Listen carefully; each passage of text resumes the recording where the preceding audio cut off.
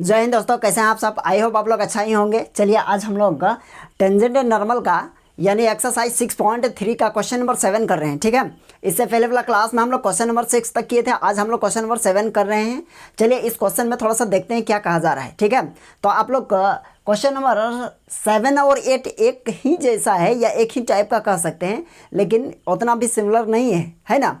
लेकिन question number पहले 7 को देख लेते हैं क्या कहा जा रहा है। ठीक, इससे रिलेटेड क्वेश्चन हम लोग एग्जाम्पल में भी सॉल्व किए थे। अगर आप लोग देखे होंगे तो समझ में आ जाएगा, और नहीं भी देखे होंगे तो अभी थोड़ा सा गौर से देखिएगा, थोड़ा सा ध्यान दीजिएगा, हो जाएगा। कोई उतना डिफ़िकल्ट है नहीं, है ना, और उतना कॉम्प्लिकेटेड भी है नहीं, यानी आराम से समझ में आ जाएगा।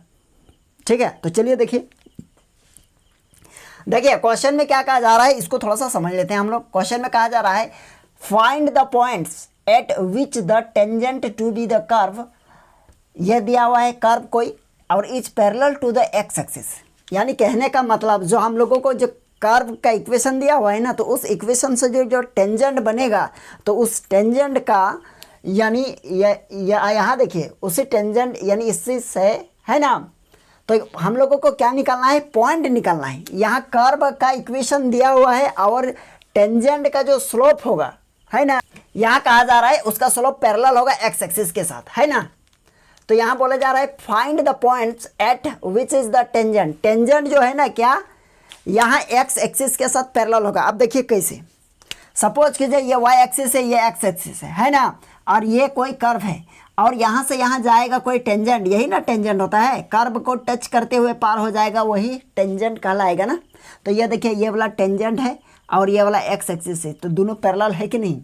तो टेंजेंट नीचे भी हो सकता है कि नहीं, इस टाइप का, है ना। ये कर्व है, यहाँ से हो सकता है, समझ गए ना।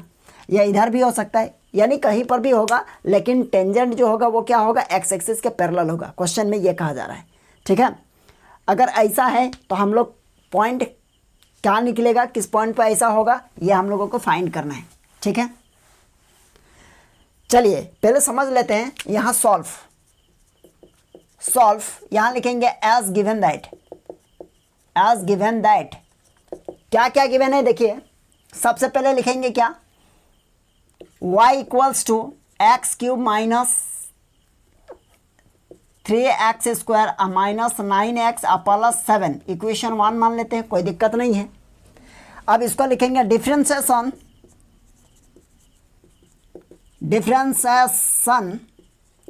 With respect to x। इसका हो जाएगा dy by d x are equals to, ये 3 आगे आ जाएगा, इसका डिफ्रेंसिएशन कर रहे हो। अब यहाँ देखिए -3 हो गया और ये पावर आगे आएगा तो क्या हो जाएगा 2x, और माइनस 9x का 9 हो गया और 7 का 0, क्योंकि 7 कांस्टेंट है और कांस्टेंट का डेरिवेटिव हम लोग जानते हैं 0 होता है। ठीक है, तो ये हो जाएगा dy by d x are equals to, ये हो जाएगा 3x square minus 6x minus 9। Okay, ये हम लोग क्या निकाले, ये हम लोगों का निकल गया टेंजेंट का स्लोप। क्या निकल गया, टेंजेंट का स्लोप। अब देखिए हम लोग ये चीज़ जानते हैं, यदि कोई भी स्लोप एक्स एक्सिस के पैरेलल हो गया तो उसका स्लोप क्या हो जाता है, 0 हो जाता है। क्या हो जाता है, 0। तो अब यहाँ लिखेंगे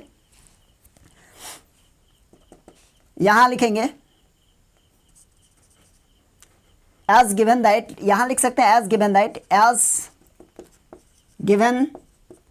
that the tangent line parallel to the x axis, then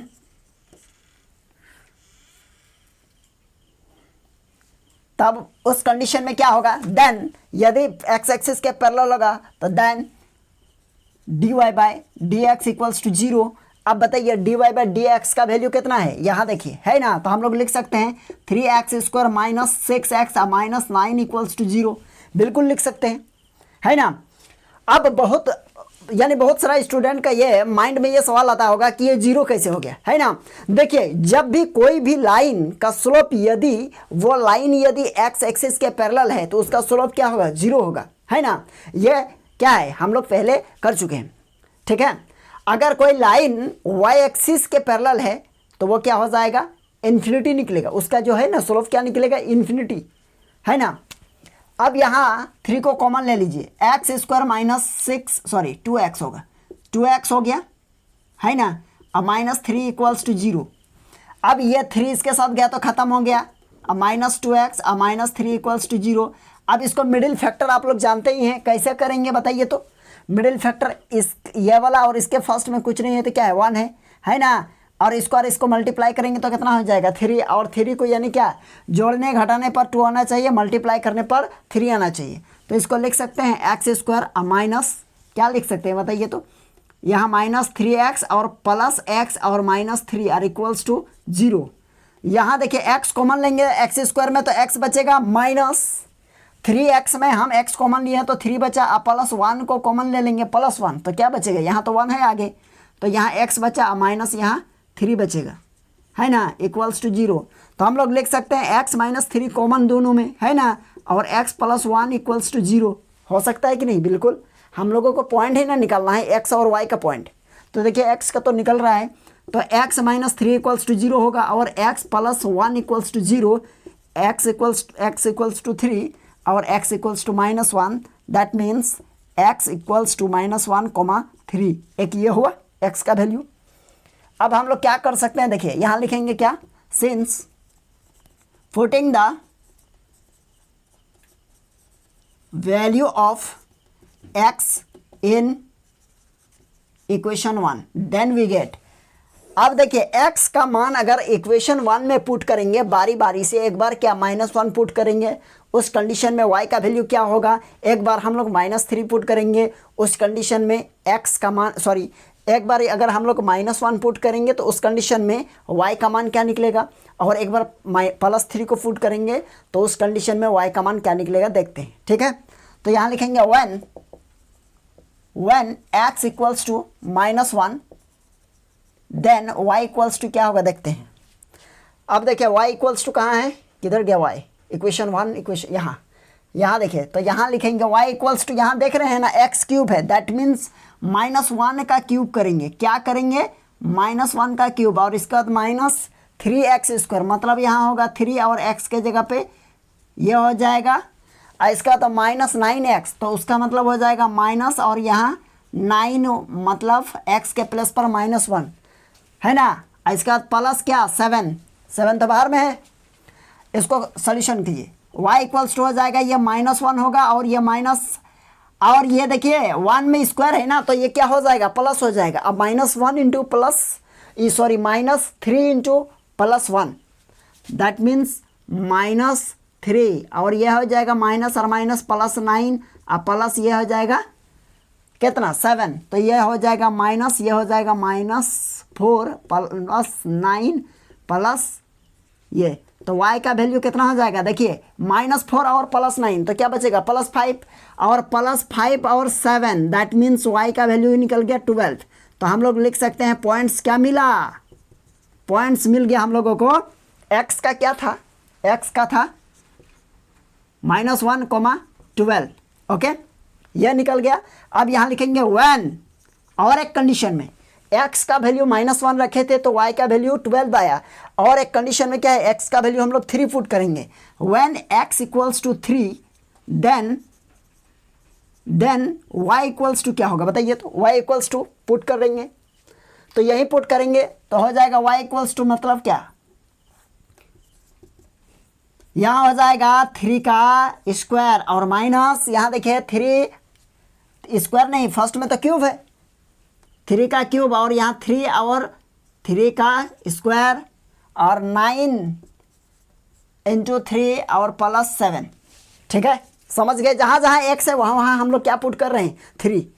अब यहाँ लिखेंगे y इक्वल्स टू, ये देखिए 3 को 3 टाइम्स लिखेंगे तो क्या हो जाएगा 27, माइनस यहाँ ये देखिए 3 3 जा 9 होगा, और 9 3 जा 27 ये भी हो जाएगा, ओके, और ये माइनस और ये प्लस, यानी माइनस कितना हो जाएगा -27। ठीक है, अब हो जाएगा इसका क्या हो जाएगा ये +7, तो एक काम कीजिए ये प्लस और ये माइनस ख़त्म, अब ये हो जाएगा y इक्वल्स टू देखिए -27 और +7 दैट मीन्स -20, ओके। तो इसका पॉइंट हो जाएगा x का कितना था 3, तो ये हो जाएगा 3, 2 सॉरी -20 है ना। ये हो जाएगा कितना 3 -20 हो गया। तो हम लोग क्या लिख सकते हैं, एक पॉइंट तो हम लोगों को यहाँ निकला ये, और एक पॉइंट यहाँ निकला, यही ना हम लोगों को निकालना था, यही हम लोगों को निकालना था और कुछ नहीं करना था। हम लोगों को पॉइंट कहा गया, हम लोग पॉइंट निकाल दिए। तो लास्ट में लिख सकते हैं, कहाँ लिखे, हम यही लिख देते हैं, ठीक है। ये यहाँ तक कर लीजिएगा और लास्ट में एक लाइन लिखना पड़ेगा, यहाँ लिख दीजिएगा क्या, सिर्फ लिख दीजिएगा द रिक्वायर्ड पॉइंट, यानी जो पॉइंट हम लोगों को ज़रूरत था वही रिक्वायर्ड पॉइंट्स। क्या क्या ज़रूरत हो गया, यानी एक हो जाएगा 1 -1 12 एंड 3 20 -20, बस हो गया और कुछ नहीं करना है। यह हम लोगों का क्वेश्चन नंबर 7 रेडी हो गया। ये समझ गए होंगे आप लोग, ठीक है। आप लोग क्या कीजिएगा, इसका स्क्रीनशॉट ले लीजिए।